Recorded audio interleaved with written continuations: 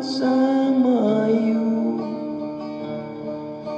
aron magpuyo ikaw sa yuta, ug maghimulo sa kalinaw.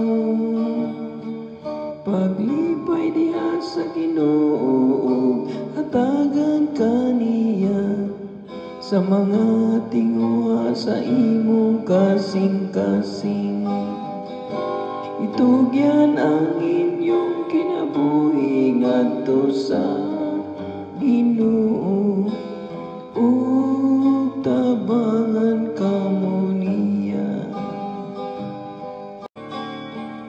Ang Ginoo nagabantay sa mga kinabuhi sa matarong, ang ilang kabilin nagalungtad sa kahanturan.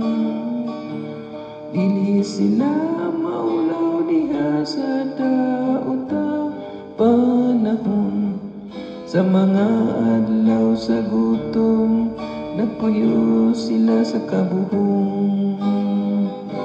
Itugyan ang inyong kinabuhi ngadto sa Ginoo, ug tabangan kamo niya.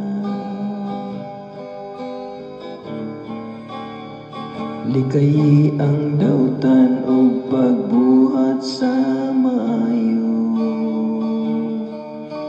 aron mabuhi ka sa kahanturan. Kay ang Ginoo naigugma sa matarong ug dili mobiyan sa mga maunungon kaniya. Itugyan ang inyong kinabuhi ngadto sa Ginoo, ug tabangan kamo niya.